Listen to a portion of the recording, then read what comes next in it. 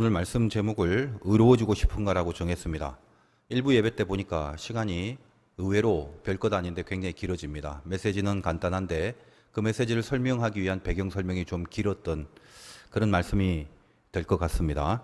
잘 집중하시고 제목이 질문 형식이니까 한번 속으로 대답을 해보시기 바라요. 의로워지고 싶은가? 여러분 의로워지고 싶으신가요? 당연히 하나님 믿는 사람들인데 의로워지고 싶으실 것입니다. 여러분 모두가 다 의로워지고 싶은 것에는 동의를 하고 계시겠지만 중요한 것은 정말 의로워지고 싶은 목마름이 마음에서 생겨나는 상태인가, 이 점입니다. 의로운 거 좋은 거야, 맞지? 당연하지. 의가 이게 나쁜 게 아니잖아.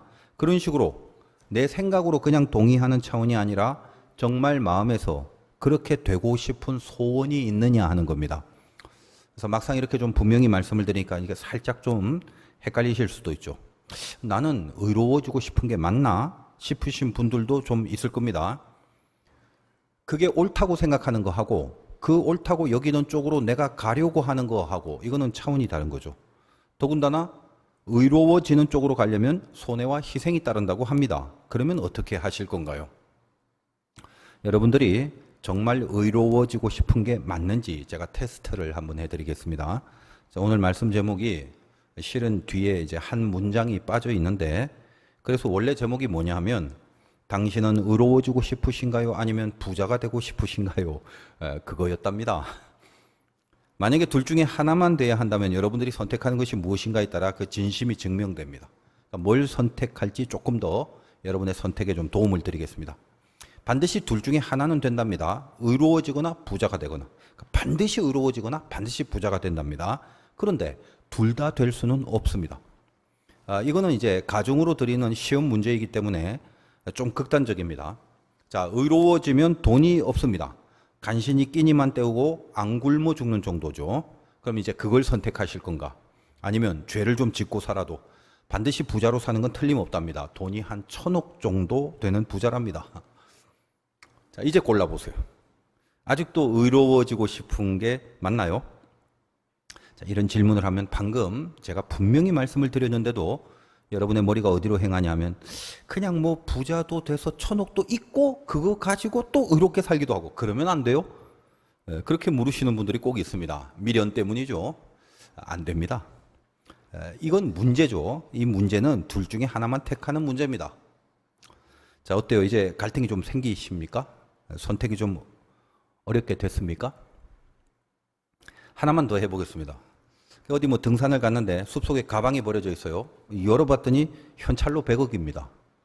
글쎄 100억이 가방에 다 담길지 그건 잘 모르겠습니다만 하여간 그게 중요한 게 아니니까 들키지도 않고 추적도 안 되고 직접 경찰에 넘어주면 주인은 찾을 수 있다고는 하는데 그렇다고 해서 보상은 단돈 10원도 안 준답니다. 그러나 이걸 그냥 가져가도 절대 안 들키는 돈이라고 합니다. 자, 어떻게 하실 거예요? 경찰서 가서 주인 찾아주실 건가요? 아니면 그냥 가지실래요? 참 유치하죠? 아니, 목사님, 제가 예술 몇 년 믿었는데 그 유치한 질문 하시나요? 당연히 경찰서 가져다 줘야죠. 그러시는 분들은 참 의로우신 분들입니다. 근데 100억인데? 그거 있으면 지긋지긋한 회사 다 접고 그 악랄한 상사의 갑질을 안 봐도 되고 집 문제, 자녀 문제, 가족 문제 다 해결되고 대출도 빚도 다 갚아버리고 병든 것도 다 수술해갖고 고칠 것도 다 고칠 수 있고 먹고 싶은 건 마음껏 먹을 수 있고 사고 싶은 건 마음껏 살 수 있고 자기나 자기 자식뿐만 아니라 그 밑에 손주까지도 노후 보장이 다 되는데 그리고 절대 추적도 안 되고 들키지도 않고 아무도 모른답니다. 보장이 된 돈입니다. 가지기만 한다면 아무 탈이 전혀 없답니다. 또 들리는 소문에 의하면 원래 그 돈 주인이 워낙에 부자라서 그 돈 없어도 잘 살 수 있다는 소문도 들립니다. 어때요? 그래도 경찰서에 가져다 주실 건가요? 어떤가요? 또 이렇게 말하니까 슬쩍 뭔가 보암직, 먹음직 이런 게 살살 들어오죠. 아니라면 의로우신 분이고 물론 예수를 안 믿어도 선천적으로 착하고 양심적인 사람은 당연히 경찰서에 가져다 줍니다. 그런 사람은 참 착한 사람이고요. 예수 믿는 우리는 왜 경찰서에 가져다 줘야 하느냐? 그 돈을 잃어버린 사람이 얼마나 슬퍼하고 망연자실할까? 그게 걱정이 돼서 돌려주는 게 아닙니다. 그런 마음 때문에 돌려주는 사람은 그냥 착한 사람이라고 했습니다. 예수 믿는 사람 중에 뭐 착한 사람도 많아요. 그 참 당연한 말인데 예수 믿어도 착한 사람이 많다고 이렇게 표현을 할 수밖에 없는 오늘날의 영적인 상태가 참 안타깝습니다. 하여간 착해서 그럴 수도 있지만 그거 말고 예수 믿는 사람들은 또 하나의 강력한 기준이 있거든요. 하나님이 보고 계신다. 그러니까 하나님 앞에서 내가 뭘 어떻게 하는 게 하나님이 보실 때 옳게 여기고 좋게 여기실 것인가. 그게 신자의 기준이죠.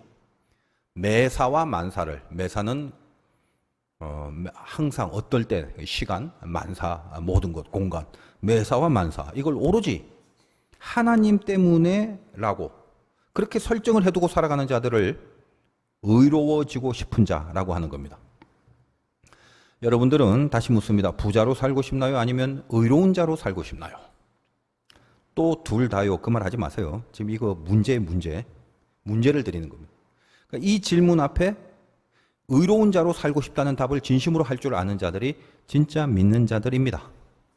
자, 이젠 문제 끝났고 우리 현실로 돌아와서 여러분이 부자가 되지 말라는 소리는 아닙니다. 단지 의를 포기하고 부를 택하는 그 의를 버려야 얻을 수 있는 부임에도 그 의를 버리고도 부를 택하는 그런 불신은 곤란하다는 말입니다. 거기에 덧붙여서 지금 여러분의 인생의 궁극적인 에너지가 무엇이냐 하는 겁니다. 사람마다 다 에너지가 있죠. 생명체가 에너지가 없으면 안 되는데 돈을 벌고 싶다는 에너지가 여러분을 붙들고 있습니까? 의로워지고 싶다는 에너지가 그게 여러분을 붙들고 있습니까? 어떤 에너지가 더 크십니까? 그것으로 우리의 신자됨을 점검하면 되는 거죠. 스스로. 각자 답을 여러분이 스스로 내시기 바라고.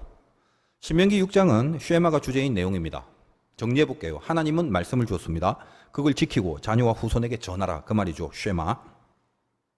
그리고 그렇게 지키라고 주신 말씀을 받았다는 것 자체가 이걸 나한테 줬네 이 말씀을 이미 이게 하나님의 자녀임을 증명하는 것이고 그래서 내가 말씀을 지키고 사는 즉 말씀을 지키는 순종의 그 모든 동기가 내 실력이 돼서가 아니라 자녀된 신분 때문에 비롯되는 것이기 때문에 반드시 하나님이 주신 말씀을 지키고 살아야 되는 이유와 목적이 거기에 있다라고 말씀을 하시고 있는 겁니다. 신명기 6장이.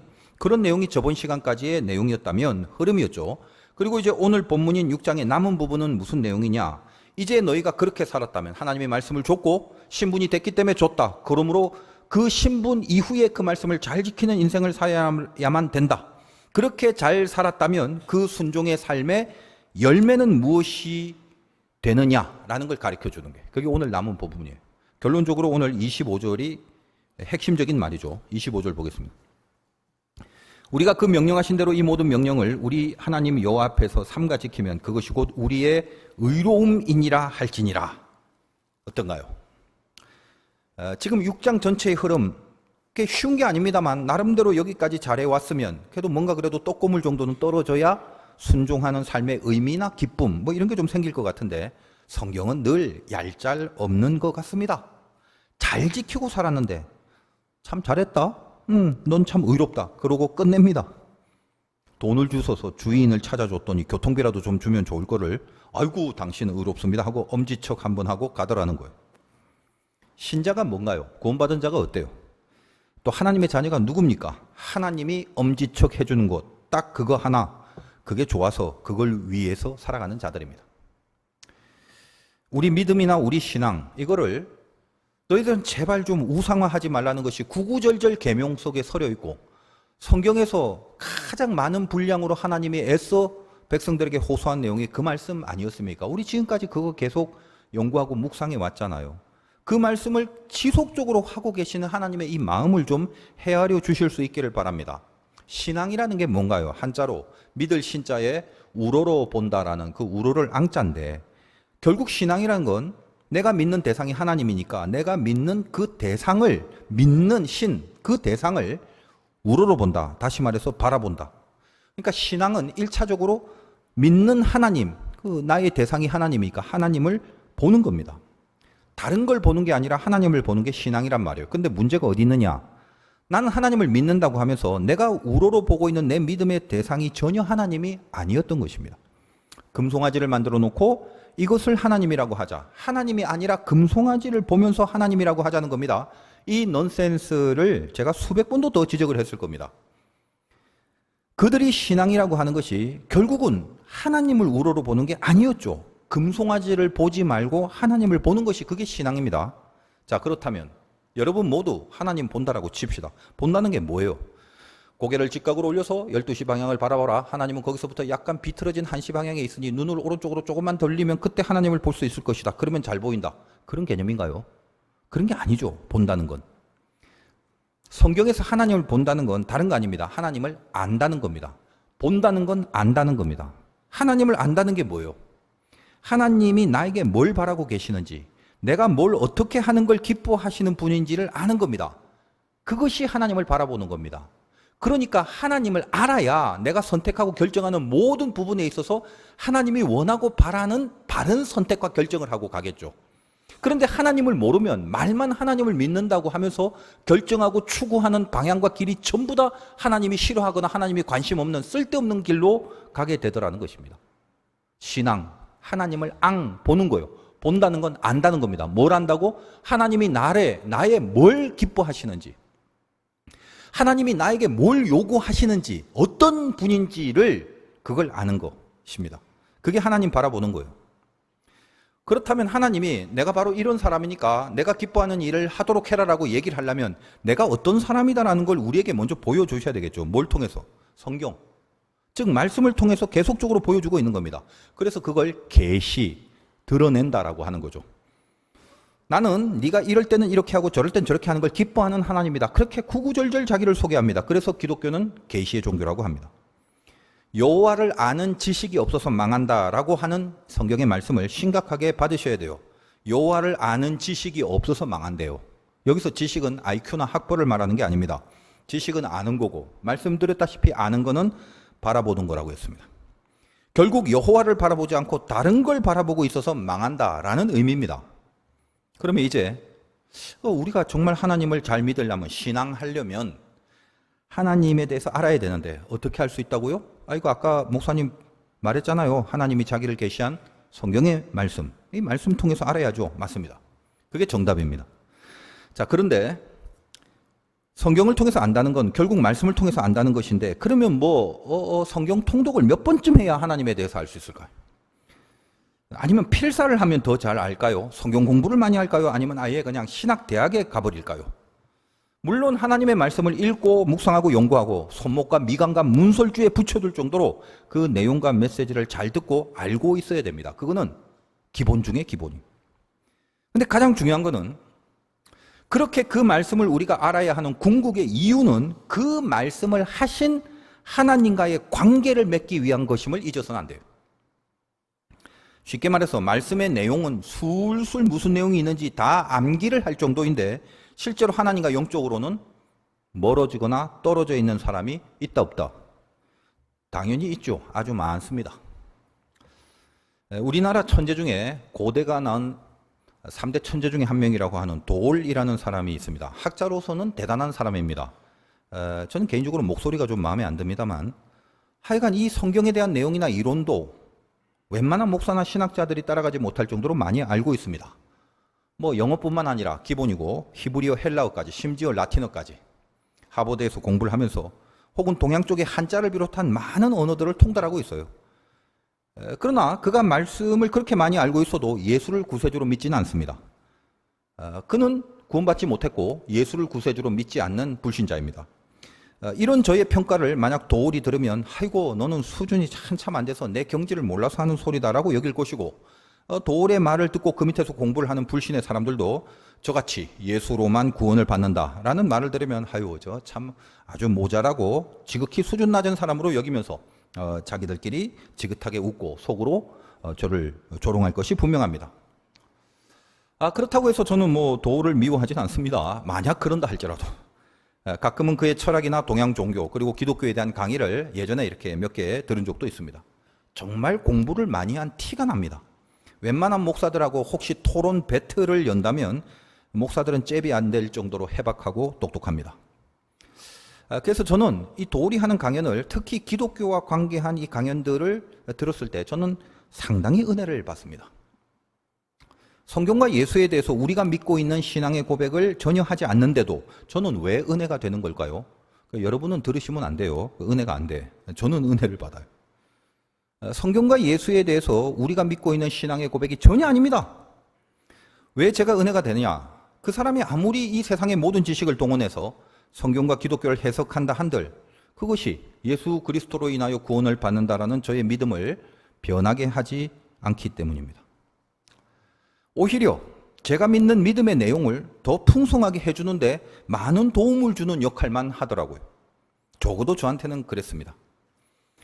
그래서 제가 이렇게 강의를 전에 듣다가 한 두어 번 진짜 기도를 한 적이 있어요. 그 강의를 이렇게 보면서 하나님, 참 똑똑한 양반인데 저 양반 언젠가 저런 천재가 하나님의 구원의 손길 때문에 구원을 좀 얻어서 예수를 믿는 학자로 변하게 해주시면 참 유용하게 쓰임받을 것 같습니다. 제가 그렇게 기도를 두어 번 했어요. 혹시 뭐 나중에 도올이 두 손 들고 주님께 나아가게 되면 제가 기도한 덕분이라고 여겨주시기를 바랍니다. 우리나라의 지성 중에 대표적으로 또 한 분이 있죠. 지금 돌아가셨지만 이어령 교수입니다. 평생 무신론자로 살았고 성경과 기독교를 비방하는 그런 말을 많이 했던 사람입니다. 그런데 인생의 말년에 예수를 영접하고 지성에서 영성이라는 책을 저술했습니다. 그리고 이재철 목사님이 담임하셨던 100주년 기념교회에서 지성과 영성의 만남이라는 주제로 이재철 목사님과 여러 번 그 성경에 대한 대담을 나누기도 했었죠. 그분도 우리나라 지성의 대명사인데 그분은 왜 예수를 믿게 된 거죠? 이어령 교수는 무슨 도올에 비해서 조금 덜 공부한 사람이라서 예수를 믿은 건가요?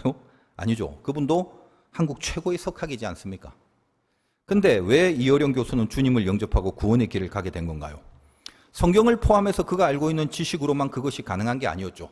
도올이나 이어령이나 전부 다 성경에 대한 지식은 누구보다도 해박했습니다. 누구보다도 성경에 쓰여져 있는 하나님의 자기 소개에 대한 내용은 다 누구보다도 더 많이, 더 깊이 알고 있었던 사람입니다. 그런데 이어령 교수는 어때요? 그는 도올과는 달리 하나님이 만나 주셨죠. 그분의 딸이 힘겨운 인생을 살아내면서 암에 걸리고 이렇게 투병을 할 때 그 지성의 심령에 주님이 문을 두드리고 그 자기의 딸을 바라보는 안타까움을 통로로 하여 하나님이 그를 만나 주신 거거든요.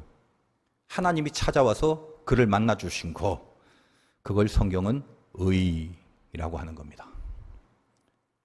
의롭다는 의, 뭔지 아셔야 됩니다.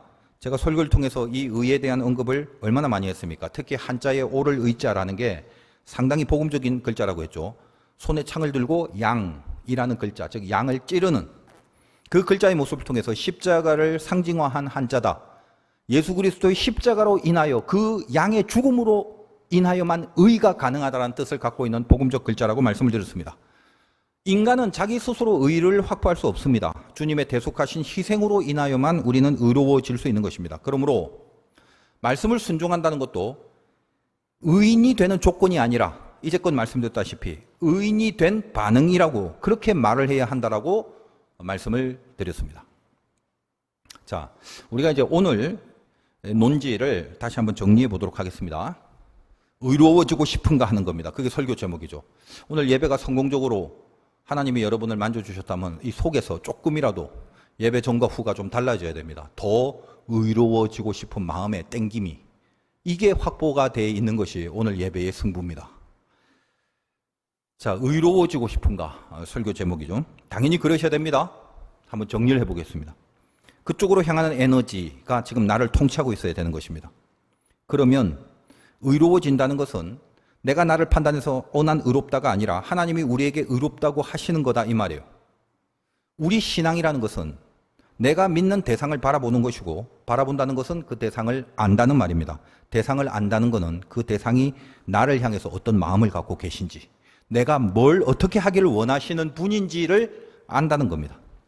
그거를 알 수 있도록 하나님은 성경을 통해서 자기를 소개했고 그 말씀을 통해서 우리는 그냥 머리로만 아는 게 아니라 인격으로 만나야 하는 것까지 가는, 그것이 안다라는 말의 궁극의 의미라고 그랬습니다.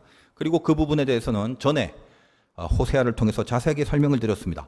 힘써 여호와를 알자라고 하잖아요. 그러면 그 만남, 그것이 어떻게 가능한가? 이 말씀을 알고만 있는 게 중요한 게 아니라 하나님이 자기를 소개했다 해서 그 소개한 내용을 알고만 있는 게 중요한 게 아니라 하나님이 만나 주셔야 된다 이거예요.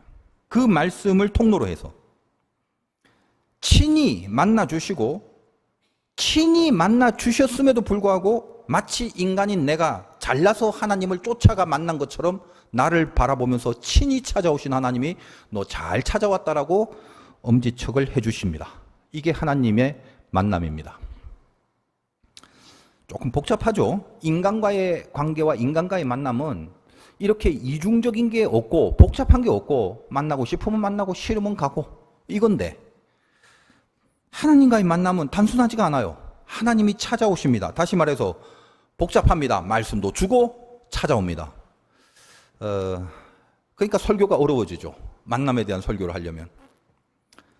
근데 이렇게 복잡하게 만든 게 인간이지 하나님이 아닙니다. 괜히 복잡하다고 하나님께 따지거나 또 저한테 뭐라고 하지 마세요. 다 우리들의 죄 때문에 일이 꼬여버려서 이렇게 된 겁니다. 하나님이 우리를 만나는 관계가 복잡하게 된 거예요. 그거 잊지 마십시오. 복잡하다기보다는 거꾸로 말하면 오히려 훨씬 더 심플한 거일 수도 있는데 여러분 우리가 정말 잊지 말아야 될 게 앞으로 인생, 역사, 우주를 바라볼 때 그걸 해석할 수 있는 가장 처음의 기초가 뭐냐? 내 죄 때문에. 늘 그 전제가 되고 내가 죄인이라는 입장에 서서 모든 걸 바라보고 평가하고 해석해야 됩니다. 그게 기독교적인 진리에 입각한 세계관입니다. 근데 늘 그걸 까먹죠. 늘 내가 죄인이라는 스탠스에 서지 않다 보니까 우리의 가치관과 세계관과 판단과 결정들이 자꾸만 하나님의 뜻과는 빗나가게 되는 경우가 많습니다. 다시 한번 골치 아프게 생각하지 마시고 진리를 분명히 해드릴게요. 잘 이제 또 집중하시기 바랍니다. 자, 하나님이 자기를 계시하셔서 말씀을 통해서 당신에 대해서 밝히시면 그 다음엔 내가 그걸 듣거나 딱 보고 오케이 알았어. 하나님 그런 분이구나. 알아서 믿어드리고 순종해드리고 만나드리고 그러면 되는 거 아닌가. 그게 일상적이죠. 인간관계 가운데 내가 누구다 그러면 보고 땡기면 가서 만나면 될 거 아니에요. 근데 하나님은 당신이 먼저 말씀을 주시고 당신을 계시해 놓고 굳이 또 찾아오시는 것까지 하시는가? 말을 다 했으면 너 들었냐? 그러면 나에게 오라. 우리한테 직접 오라고 명령을 하시면 되는 건데 하나님이 왜 굳이 친히 오시기까지 하셔야 드디어 하나님과 우리의 만남이 가능하게 된다. 왜 그러냐? 꼭 그래야만 하는가? 그렇습니다. 그래야만 만남이 가능합니다. 그래서 복잡해요. 머리가 아플지 모르지만 자, 여러분들이 당연히 이런 생각도 해보셔야 합니다. 그러면 좋다. 만남이 궁극의 목적이라면 만약에 말씀을 통해서 하나님이 당신을 계시하고도 그리고도 당신이 또 스스로 찾아오셔야 만남이 가능해진다면 차라리 그 전에 그냥 말씀을 통해서 계시 같은 거 안 하고 바로 찾아오시면 더 빠르지 않냐? 그런 생각도 하게 됩니다. 여러분이 이제 그런 생각을 하셨는지 안 하셨는지는 저는 모르겠습니다만 제가 골똘하게 한번 생각을 해보니까 만남이 귀중한 거잖아요. 그래서 만남을 두고 여러 가지 생각을 한번 해보니까 그런 생각도 하게 되더라는 것입니다. 하나님이 찾아와 주셔야만 만나게 되는데 그럼 굳이 뭔 말씀이나 계명이나 자기소개가 뭐 필요해? 와서 그냥 만나버리면 되지. 그게 결론이라면. 이런 생각을 하게 되더라는 것입니다. 말씀이 굳이 따로 필요한 이유가 없는 것 같은데 이제 그런 생각을 할 수 있겠죠. 그래서 여기서 이제 아주 중요한 개념을 알아야 됩니다. 만남은 사랑 때문에 만나는 거죠. 하나님이 우리를 왜 만나요? 돈 받으려고 만나요? 뭐 음식 대접 받으려고 만나요? 그렇지 않죠. 사랑 때문에 만나는 것입니다.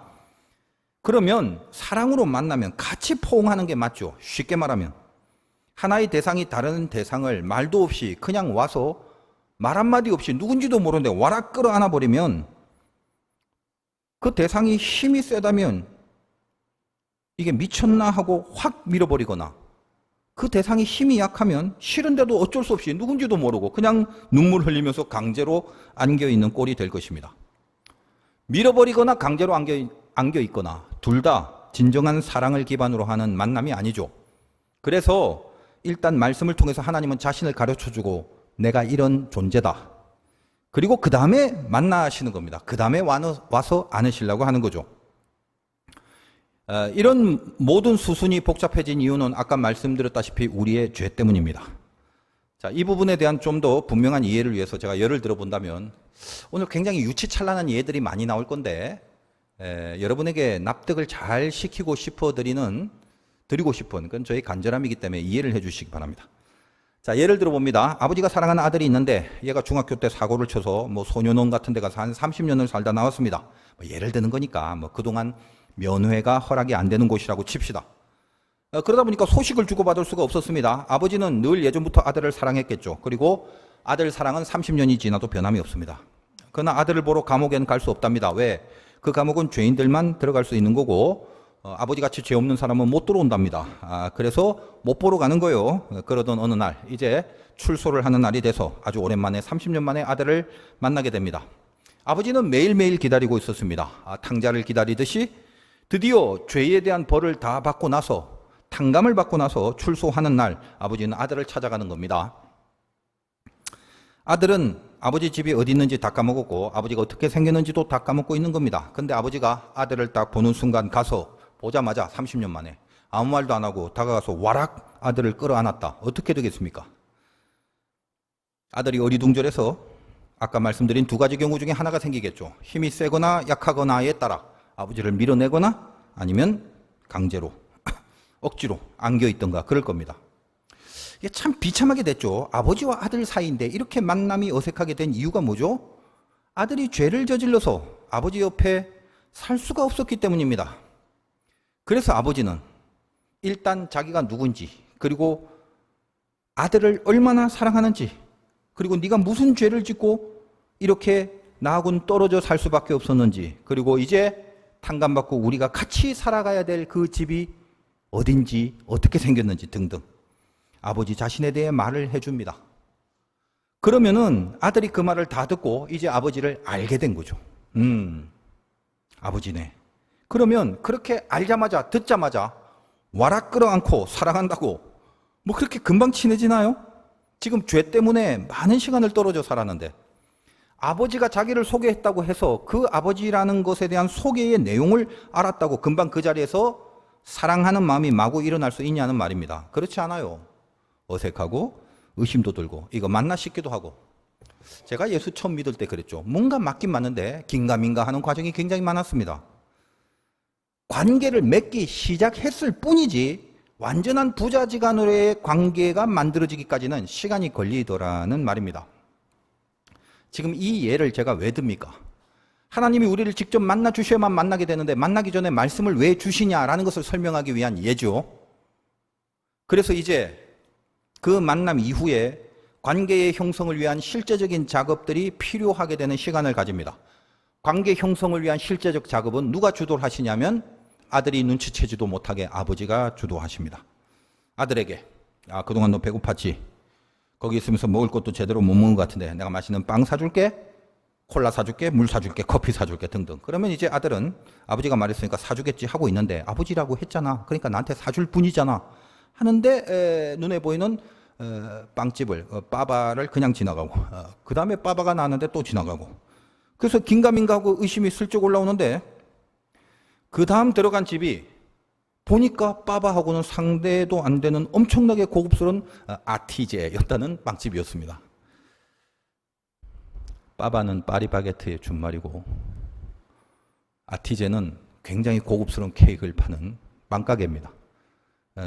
제가 그 교회 근처에 있을 때는 빵을 먹고 싶으면 파리바게트에서 살 수밖에 없습니다.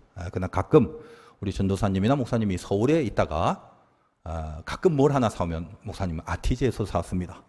무지하게 비싸고 맛있는 빵이더라고요. 서울에 볼일 보러 가시다가 혹시 아티제라고 있으면 가서 빵을 한번 드셔보십시오. 그건 맛있습니다. 생각도 못했는데 빠바를 지나치더니 아티제로 들어가요. 확 하고 믿음이 갑자기 생깁니다. 내가 처음에 좀 의심했는데 어이? 진짜 아버지네? 아버지는 빠바를 지나쳐올 때 속으로 알고 있었습니다. 이 아들놈이 지금 의심하고 있다는 걸. 그러나 좀 더 기다리게 하고 좀 더 견디게 해서 그 다음에 아티제에서 사주면 그때야 깨달아질 거야. 그런 식으로 아들과의 관계를 위해서 이모저모 훈련을 시킵니다.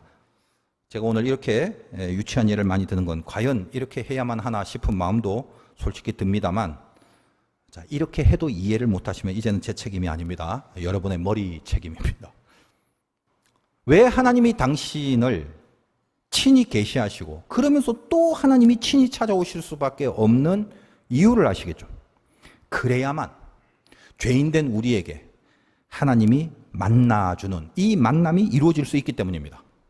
우리는 하나님과 만나야 비로소 하나님께로부터 엄지척을 받습니다.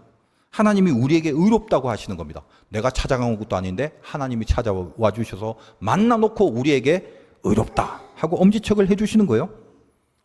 하나님이 만나주시는 것 자체가 우리를 의롭게 여기시지 않으면 만남 자체가 불가능한 거죠. 다시 말해서 만났다는 건 우리를 의롭게 여겼다는 것입니다. 공의의 하나님이 불의한 상태로 우리에게 있다면 만남이 안 된다 이 말이에요. 고로 만나 주셨다는 것은 우리를 불의하게 보지 않고 의롭게 여겨 주셨음을 선포하는 개념이기도 합니다. 오늘 의롭다라고 이야기를 하는 이 부분이 하나님이 우리를 만나 주신 것을 전제로 하여 선포되는 말씀이죠. 아시겠죠? 다 했어요. 이제 여러분은 오늘 말씀을 듣고 의로워지고 싶다라는 그 내용에 인생의 에너지를 딱 걸 수 있는 은혜를 받으시면 됩니다. 그러면 끝내도 됩니다. 근데 이렇게 쭉 들어봤더니 아직도 그 은혜가 좀 임하지 않은 분들이 몇 분 계시는 것 같아서 어쩔 수 없이 조금 더 들어가 보겠습니다. 방금 예를 들은 이 빠바에서 아티제까지의 과정을 염두에 두시면서 오늘 본문 시작하는 16절을 읽어봅니다. 너희가 마사에서 시험한 것 같이 너희의 하나님 여호와를 시험하지 말고. 자, 이제 조금만 힘내서 막판 스파트를 한번 해봅시다. 딱 집중해서 한번 따라오시기 바라요. 자, 일단 시험하지 말라고 합니다. 이 마사 사건 유명한 사건이라서 여러 번 설교를 해드렸는데 이 마사에 대한 묵상을 하기 전에 워밍업을 좀 하고 오겠습니다. 자, 우리는 지금 의로워지고 싶은 로망, 이것이 은혜 중에 임해야 됩니다. 그걸 목표로 여러분은 말씀을 듣고 있고 기도하는 마음으로 잘 따라와 주기 바랍니다. 마사 사건이 오늘 본문의 첫 문장인데 요걸 이해하기 위한 워밍업 좀 하겠습니다. 자, 오늘 의로움이라고 하는 그 의는 히브리 말로 짜데크라고 합니다. 짜데크. 믿음의 조상인 아브라함에게 하나님이 이 의를 선포하신 장면이 유명하기 때문에 일단 의의 개념을 알고 워밍업으로 그 다음에 다시 한번 마사를 보도록 하겠습니다. 아브라함에 대한 사건으로 넘어갑니다. 창세기 15장. 창세기는 찾기 쉬우니까 창세기 15장 6절로 갑니다. 한 절만 제가 읽어드립니다. 아브라함이 여호와를 믿으니 여호와께서 이를 그의 의로 여기시고. 자, 잘 한번 보십시오. 국산말을. 아브라함이 여호와를 믿으니까 이 말이죠. 그게 조건이 돼서 여호와께서 이를 그의 의로 여기시고. 이런 유명한 구절입니다. 족장 중에 처음으로 아브라함에게 의롭다 하시고 의롭게 여기시는 장면이죠. 자, 근데 오늘 신명기 본문 마지막 25절 아까 읽었던 그 부분도 마찬가지지 않습니까? 우리가 말씀을 잘 지키면 그것이 곧 우리의 의로움이니라 라고 했죠. 그러니까 동일한 맥락입니다. 동일하게 창세기나 오늘 본문 신명기나 이 의라는 부분을 짜데크라는 똑같은 히브리어를 사용했습니다. 자, 그럼 일단 아브라함부터 한번 볼게요. 우리말 성경으로 본다면 아브라함이 여호와를 믿으니까 여호와께서 이를 그의 의로 여기셨다라고 하니까 마치 아브라함이 잘 믿었더니 그게 조건이 돼서 의로 여김을 받았다라고 이해를 하기가 쉽습니다. 아브라함이 이제 비로소 믿음을 발휘했구나. 그래서 하나님이 그 믿음을 보고 너 믿음이 있네. 내가 확인했다. 오케이. 그러므로 내가 너를 의롭게 여기노라. 마치 그런 것 같은 오해를 하게 만든다 이 말이에요. 근데 우리가 보통 생각하는 그 믿음이라는 것이 방금 읽었던 15장 6절 그 아브라함의 믿음 전에는 아브라함의 믿음이 없었는가? 창세기 12장을 한번 보겠습니다. 한 장 앞으로 넘겨서 12장 1절부터 4절까지 빠른 속도로 읽어드릴 테니까 한번 들어보십시오. 여호와께서 아브라함에게 이르시되 너는 너의 고향과 친척과 아비 집을 떠나 내가 내게 보여줄 땅으로 가라. 유명한 말이죠. 내가 너로 큰 민족 이루고 복을 주고 창대하게 한다. 너는 복이 된다. 너를 축복하는 자에게 내가 복을 내리고 저주한 자는 저주한다. 땅의 모든 족속이 너로 말미암아 복을 얻는다. 이에 아브라함이 여호와의 말씀을 따라갔고 롯도 그와 함께 갔으며 아브라함이 하란을 떠날 때 75세였더라. 자, 여러분 이거 너무나 유명한 장면 아닙니까? 고향 친척 아비 집을 밑도 끝도 없이 떠나라고 하는데 떠났잖아요 지금. 이런 큰 믿음이 어디 있냐 이 말이에요. 이미 우리가 생각하는 그 큰 믿음을 갖고 있었다 이 말이죠. 그런데 왜 15장에 와서야 믿음이 생긴 것처럼 이미 12장부터 아브라함은 큰 믿음을 갖고 있었는데 왜 15장에 와서야 그때 비로소 믿음이 생긴 것처럼 말하고 있냐 이 말이에요. 아브라함이 믿음을 상징하는 인물인지라 이 아브라함에 대한 믿음의 이 거대 담론을 지금 이 짧은 시간에 다 설명을 할 수는 없습니다만 아까 그 빠바에서 아티제까지의 여정을 잘 생각하시면 이해가 되실 겁니다. 아시겠죠? 자, 이제 그 이해를 한번 여러분이 해보시기 바랍니다. 빠바에서 아티제까지 가는 그 여정을 다시 한번 생각해 보십시오. 아브라함은 하나님에게 의로 여김 받기까지, 즉 12장에서 15장까지 오기까지 빠바를 거쳐서 아티제로 온 거예요. 굉장히 중요한 두 개의 사건, 두 군데의 빠바를 거치게 됩니다. 첫째는 뭐예요? 아내인 사라를 애굽에 뺏길 뻔한 사건. 그리고 두 번째는 조카 롯을 소돔과 고모라 그 지역에서 구한 사건입니다. 자세히 설명 안 합니다. 다 아신다 믿고.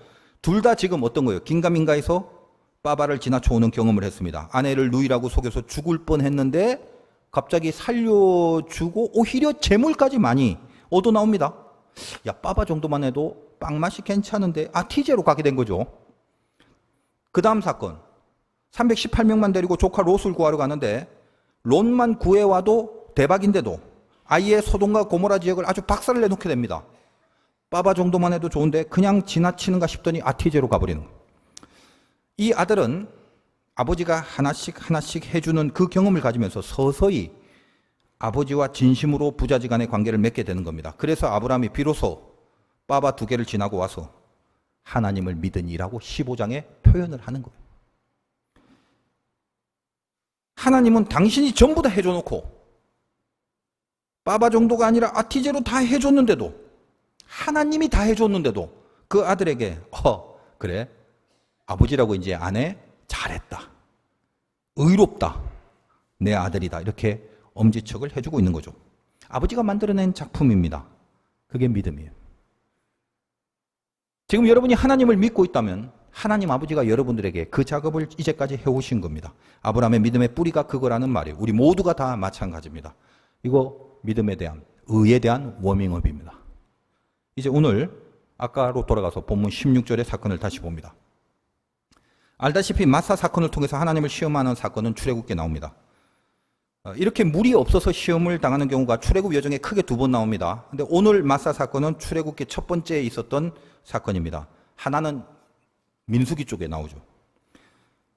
출애굽기는 찾기 쉬우니까 출애굽기를 신약에서 찾을 사람 빼고는 다 찾아보시기 바라요. 17장, 출애굽기 17장 7절입니다. 신약에서 찾고 있는 분은 들으시면 돼요. 17장 7절.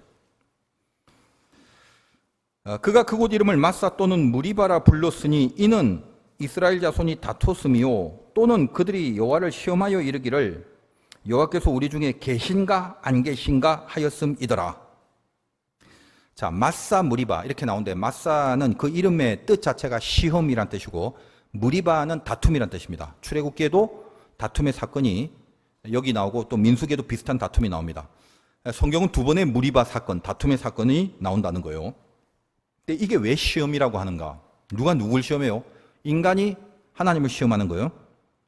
왜? 하나님 있나 없나 보자는 거예요. 여기에 배경에 대해서는 아실 겁니다. 출애굽해서 나왔는데 르비딤에 와서 갑자기 마실 물이 없으니까 목마르죠. 그래서 모세하고 다툽니다. 왜 출애굽시켜서 목말라 죽게 만드냐? 나일강에는 물도 많았을 건데, 그러는 거예요. 자, 목말라 죽은 사람 한 명도 없습니다. 근데 그렇게 대들고 있어요. 그저 이제 모세가 하나님 앞에 기도하고 하나님은 모세로 하여금 지팡이로 반석을 치게 해서 물을 내줍니다. 이 사건은 반석이 주님이라고 그랬죠. 그래서 반석이신 주님을 친다, 죽이는 그 십자가의 사건을 상징화하는 것이라고 여러 번 제가 깊이 있는 설교를 해드렸습니다. 근데 지금은 이제 그 영적 부분을 다루는 게 아니니까, 우리가 이스라엘 보면서 아이고 이 백성들 정말 안 될 족속이다, 벌받아도 할 말이 없는 백성이다, 은혜를 모르는 족속이다, 감사가 없구나, 자 그렇게 말할 수 있겠지만 실은 이들이 곧 우리들과 전혀 다를 바 없음을 가르쳐 주는 것이 성경입니다. 여러분이 뭐가 모자라고 그래서 간절해지고 그 결핍 속에서 굉장히 조급해지는데 원하는 대로 안 주면 속에서 뭐라고 하나요? 하나님, 제가 오랫동안 예수 믿어드리고 기도해드리고 헌금도 내드리고 이렇게 예배도 드려드리는데 하여간 내가 지금 원하는 거 있잖아요. 그거 안 주기만 해봐. 내가 요거요 이번 연도까지만 내가 다닐 테니까 그때까지 안 나오면 이제 그때는 하나님 없는 겁니다. 있나 없나 내가 하나님을 한번 시험해 볼 테다. 그런 심보가 있는 모든 자들을 향한 본문이기도 합니다. 근데 하나님이 돌에서 물을 내어 버립니다. 그냥 개울물 정도가 아니라 초정리 광천수로 먹여버리는 거예요. 그리고 이어서 이 기적을 체험한 후에 아말렉과의 전투의 장면이 나옵니다. 그 험악한 산적대들과 싸우는데 이겨버려요.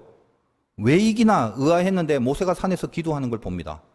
그 전투는 다 죽을 수도 있는 전투고 그냥 다행히 목숨은 살려주고 물건만 좀 뺏기더라도 아싸 재수라고 여길 판인데 그 빠바 정도만 해도 만족할 건데 아예 전투 자체를 이겨버립니다.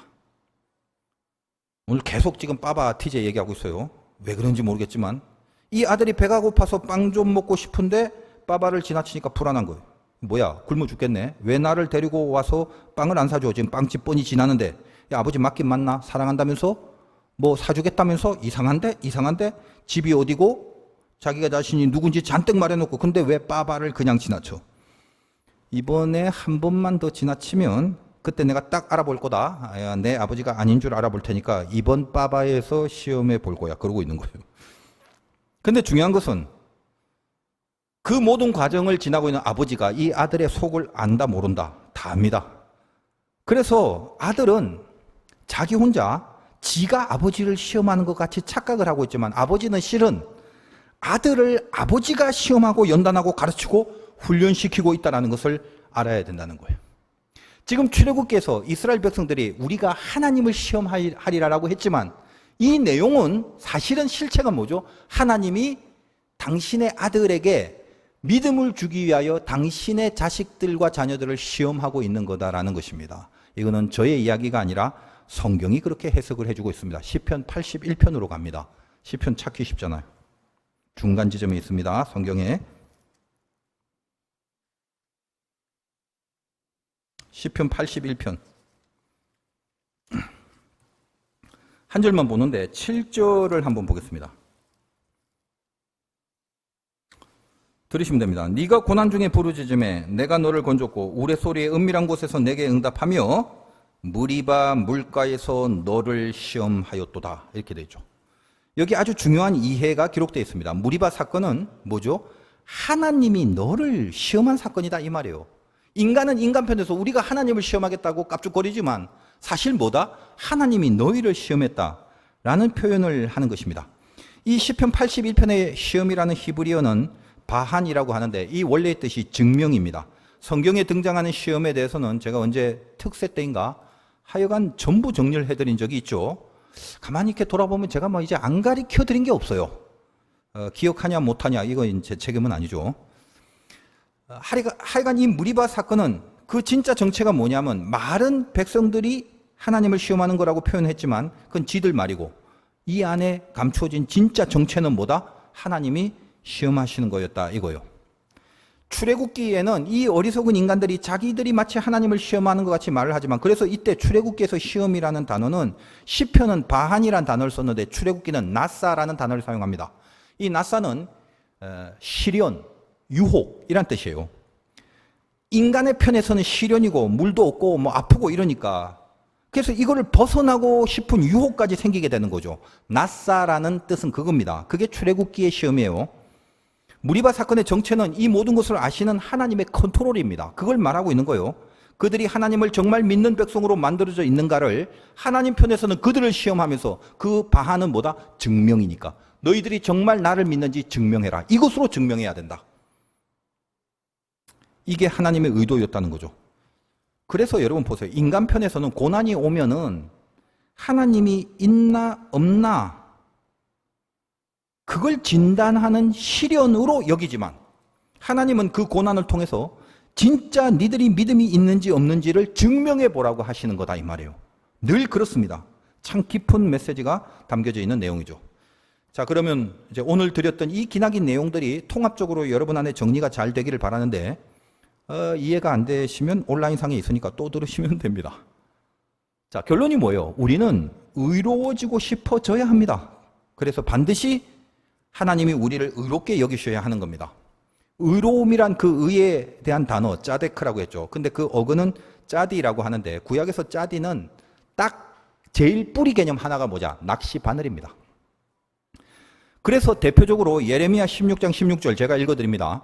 여호와의 말씀이니라 보라 내가 많은 어부를 불러다가 그들을 낚게 하며 낚는다 이 말이에요. 어부를 불러다가. 이것이 신약에 와서 사람 낚는 어부의 표현이 되는 거거든요. 그 후에 많은 포수를 불러다가 그들을 모든 산과 모든 언덕과 바위 틈에서 사냥하게 하리니. 여기서 어부한테 낚시를 시킨다고 하는데 그 낚는다는 단어가 의로움이라는 짜데크의 어원인 짜디에서 온 것입니다. 물고기라는 건 지가 걸리는 게 아니라 이렇게 걸려지는 거죠. 깊은 곳에 그물을 내려 지가 뭐 그물 안에 걸리고 싶어서 걸리나요? 걸려 올려지는 거죠. 그게 뭐다? 의로움이라는 게 그렇다는 거예요. 그게 구원이죠. 예수님도 그래서 어부나 낚시나 그물이나 그런 플롯으로 말씀을 많이 전하신 겁니다. 사람 낚는 어부가 되라. 우리가 다 그렇잖아요. 뭐예요? 사람 낚는 어부가. 하나님이 의롭다고 여기실 사람을 하나님이 낚아 올리는데 그 낚아 올리는데 도구가 되라 이 말이에요. 우리에게. 그게 우리의 사명이다 이 말입니다. 저나 여러분들이 다 사람 낚는 어부로 불림을 받은 상태잖아요. 영적으로. 그게 사명입니다. 오늘 그래서 다시 시작하는 본문의 16절에 그 마사 사건, 그 이후에 어떤 말인지 한번 잘 보십시오. 이 마사에서 시험한 것 같이 너희 하나님 여호와를 시험하지 마라. 자, 너희들 가나안 땅에 들어가면 옛날에 마사 사건 알지? 그 내용과 메시지에 대해서는 방금 제가 설명을 해드렸죠. 앞으로 또 그런 일이 있을 수 있다는 게 전제죠. 절대 또 마사와 같은 시험하지 마라 이거요. 너희들 그 땅에 들어가요. 이제 말씀 잘 지키고 살아야 된다고 얘기했는데 그게 쉐만데 잊지 마. 근데 그 안에 들어가면 틀림없이 결핍과 부족을 경험할 때가 있을 거다. 근데 그런 일이 있으면 거기서 옛날처럼 하나님 있나 없나 마음에 요동치고 시험에 들지 마. 물이 모자라고 양식이 모자라고 부족할 때가 당연히 있고 병들 때도 있고 고난이 닥칠 때도 있다. 또 실은 가나안이라는 것은 들어가서 그 전보다 오히려 혹독한 전투를 치러야 하는 곳이기 때문에 오히려 더욱더 그러하다. 그러나 거기서 그럼에도 의로워지고 싶은 사람으로 살아내야 된다. 그 말씀을 주시는 거예요. 그래서 의로워지고 싶은 그 마음으로 하나님 앞에 너희가 진짜 자녀임을 그 안에서 증명해내라 라고 하는 거죠. 여러분 17절과 19절 보겠습니다. 너희의 하나님 여호와께서 너희에게 명하신 명령 증거 규례를 삼가 지키며, 명령 증거 규례 저번에 얘기했죠. 어떤 개념인지. 여호와께서 보시기에 정직하고 선량한 일을 행하라. 그리하면 네가 복을 받고 그 땅에 들어가서 여호와께서 모든 대적을 내 앞에 쫓아내시겠다. 그렇게 네 조상들에게 맹세하신 아름다운 땅을 차지하리니 여호와의 말씀과 같으니라. 복이 나옵니다. 이것도 했던 건데 또 이야기를 하려니까 좀 그렇습니다만, 대표적으로 복이 딱 나오면 두 가지 개념을 기억하라고 그랬죠. 모든 복의 내용이 나오는 구절은 내용적으로 혹은 단어적으로 항상 세트 개념으로 제시됩니다. 내가 바른 방향으로 가는 것, 이것이 아샤르라는 복이고, 그 자세를 보고 좋게 여기는, 하나님이 봤을 때 좋게 여기는 복, 토브라는 복, 두 가지가 항상 복합적으로 있다고 그랬습니다. 여러분 18절 보니까 여호와께서 보시기에 정직하고 선량한 일을 행하라. 그리하면 복을 받고 이렇게 되어 있습니다. 자, 여기 여호와 보시기에 정직하고 선량, 정직 선량이 나오는데 정직이란 단어가 아쉐르입니다. 복이라고 번역은 안 했지만 원어가 아쉐르, 즉 바로 나가는 자세의 복을 말합니다. 그리고 선량이라고 할 때 이 선량이 토브라는 단어예요. 그러니까 하나님 보시기에 좋은 복이죠. 그러니까 이 한 문장 안에 정직과 선량이란 단어의 원어, 즉 아쉐르와 토브 두 개념이 있는 겁니다. 인간이 똑바로 가는 복과 그 복을 보고 좋게 여기시는 복, 이렇게 세트로, 이것이 정직과 선량이라는 말 속에 들어가 있는 개념입니다. 원어를 모르면 전혀 이런 개념을 잡을 수 없게끔 번역을 해버렸기 때문에 여러분은 설교를 들어야만 이해를 하시는 겁니다. 그러면 그 뒤에 한국말로 그 복 나오네요. 그리하면 네가 복을 받고, 그럼 이 복은 뭐죠? 이건 아쉐르인가요? 토브인가요? 여러분 생각해 보세요. 앞에 이미 정직, 선량이란 두 단어 나왔죠. 아쉐르, 토브 다 나왔어요. 그러고 나서 또 복을 말할 때 이 복은 국산말로 복이라고 번역을 했지만 이거는 번역가들이 일관성이 없는 번역을 한 거고, 그냥 이 복은요 아쉐르 토브란 단어 아닙니다. 한국말로 성공했다, 잘했다 그 말이에요. 아쉐르와 토브가 다 나왔으니까 잘한 거죠. 성공한 거죠. 지금 이런 복의 개념이 또 뭔지 지금 처음 듣거나 또 저번에 한 거 다 까먹으신 분은 신명기 5장 설교 중에 복을 누릴 수 있는 구조라는 제목의 설교를 들으시면 자세하게 설명되어 있습니다. 복 받고 싶으신 분 다시 그쪽을 들어보세요. 자, 이렇게 해놓고 20절 이후에 어떤 내용입니까? 20절 보세요. 후일에 네 아들이 내게 묻기를 우리 하나님 여호와께서 명령하신 증거와 규례와 법도가 무슨 뜻이냐? 증거, 명령, 규례 뭐 이런 것들 다 통칭해서 계명 말씀이라고 칩시다. 자, 아들들이 네 후손들이 말이다. 뭘 묻는다고요? 말씀이 뭐예요? 그렇게 묻는단 말이에요. 아니, 맨날 아버지 쉐마 암송 시키시고 뭐 머리에 미간에 붙이고 이거 뭐예요 이게? 궁금하잖아요 후손들이. 뭔가요? 뭐길래 이렇게 맨날 가르치고 이마 손목에 붙이고 다니라고 하나요? 그에 대한 대답이 21절과 23절에 나옵니다. 여러분도 이 대답을 여러분의 후손들에게 해줘야겠죠. 뭐냐? 너는 네 아들에게 이르기를, 대답해 주는 겁니다. 우리가 옛적에 애굽에서 바로 종이 되었더니 여호와께서 권능의 손으로 우리를 애굽에서 인도하여 내셨다. 곧 여호와께서 우리 목전에서 크고 두려운 이적과 기사를 애국과 바로와 그의 온 집에 베푸시고, 이 뭐 가만히 보니까 뭐 구구절절 많은 소리를 하지만 딱 하나네. 출애굽 시켰다. 23절에 우리 조상들에게 맹세하신 땅을 우리에게 주어 들어가게 하시려고 우리를 거기서 인도하여 내시고, 이거 가나안에 들어갔단 말이죠. 24절 여호와께서 우리에게 이 모든 규례를 지키라 명령하셨으니 이는 우리가 우리 하나님 여호와를 경외하여 항상 복을 누리게 하기 위함이며 여호와께서 우리를 오늘같이 살게 하려 함이라. 뭐 긴 말 많이 적었지만 핵심은 뭐예요? 말씀이 뭐예요? 하고 물었더니 어떻게 대답을 해라? 출애굽해서 가나안으로 들여보내셔서 하나님이 우리를 영적으로 말하면 구원을 시켜서 자녀로 만들어 놓았어. 그 얘기를 하란 말입니다. 그리고 결국 뭐죠? 구원을 이루어 놓고 그 24절의 내용이 그걸 상징하는 가나안에서 구원을 이루어 놨기 때문에 그 가나안이란 영역 속에서 지키는 게 그게 네 이마와 손목에 붙여 있는 말씀이라는 거야. 그 말을 후손들이 도대체 이 말씀이 뭐냐라고 물으면 그렇게 답을 하라는 겁니다. 아, 그 말씀 너희가 이 땅에서 지켜야 될 계명이야. 이 땅이 뭔데요? 너희는 이미 구원받은 하나님의 자녀이기 때문에 하나님의 자녀라서 하나님이 주신 그게 바로 네 이마와 손목에 있는 그 말씀이야. 그걸 잘 지키고 살면 하나님이 보시기에 좋았다라는 복 가운데 살게 될 거야. 그런 말이에요. 여러분 24절도 복이 나오는데 이것도 한번 시험해 볼까요? 요 복, 여호와께서 우리에게 이 모든 규례를 지키라 명령하셨으니 이는 우리가 우리 하나님 여호와를 경외하며, 인간의 바른 자세를 말하는 거죠. 아셀은 나왔어요. 그러면 항상 복을 누린다. 그 다음에 따라오는 보기에 좋았더라라고 하는 하나님의 복인 토브가 나오겠죠. 이 복은 히브리 말로 토브입니다. 이것도 무슨 말인지 모르는 사람 절망하지 말고 신명기 5장 유튜브 팟빵에서 다시 들으면 됩니다. 자, 결론적으로 우리가 그렇게 살아가는 그 인생을 하나님은 의롭다고 여기시고 엄지척을 해드린다. 이런 결론을 주고 있는 것입니다. 그 어떤 보상들. 하나님이 선물로 이뻐서 필요해서 우리에게 물질의 보상을 줄 수도 있고 병을 고쳐줄 수도 있고 어떤 세상적인 위치를 주실 때도 물론 있습니다. 없는 건 아닙니다. 그러나 그것 자체가 목적이 아니라 하나님의 지고의 목적은 하나님이 이런 숱한 과정을 통해서 마지막에 끝까지 찾아와 주셔서 만나는 전체의 과정을 통해 우리에게 너는 의롭다라고 얘기해 주시려고 하는 건데, 그 엄지척만 보더라도 우리의 마음속에 떨림과 흥분과 기대와 기쁨과 의미와 보람과 이런 하나님 앞에 너무나 감사하고 복된 행복을 느껴야 마땅할 것인데 너희는 그렇게 살고 싶지 않냐? 이 얘기하는 거예요 지금. 다시 질문할까요? 부자가 되실래요? 의로워지실래요? 거기에 대한 명백한 답을 얻고 가는 그 시간이 되셔야 됩니다. 우리가 그 의롭게 여김을 받기 위해서 우리의 주된 인생의 에너지의 힘을 의로워지는데 주력할 수 있어야 하는 것. 지금 내 안에 있는 이 에너지의 방향이 어디를 향해 응집되고 있는가를 스스로 점검해 보라는 거예요.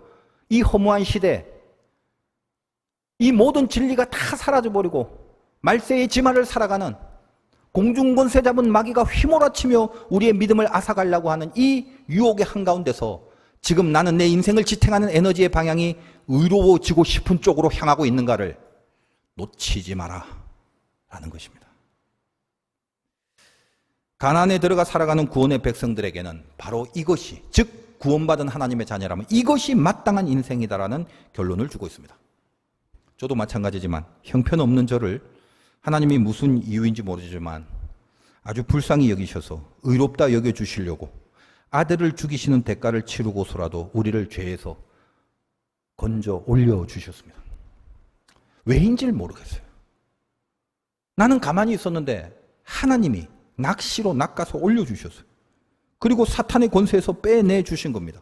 그래서 이제 자녀로 삼아 주셨기에 말씀을 주시고 지키라고 하시고 그 지키는 모습을 보시면서 의롭다고 여기신다는 겁니다. 다시 봅시다.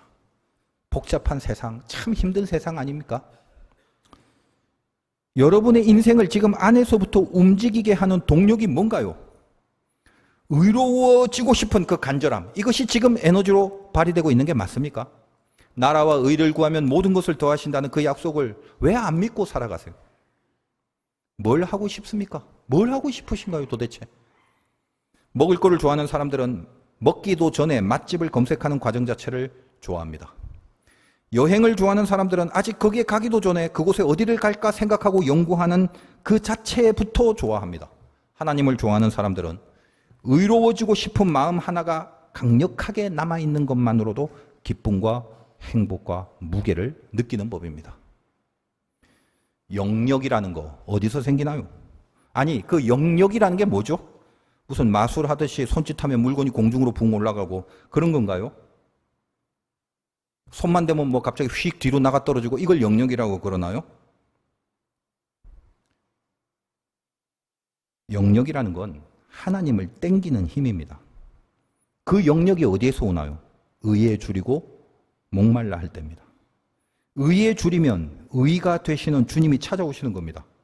의롭게 살고 싶다라는 그 간절함이 여러분의 인생의 계획과 어떤 결정과 선택과 판단 그 모든 것의 기준이 되어주시는 그 승리가 있으시기를 주님의 이름으로 축원드립니다.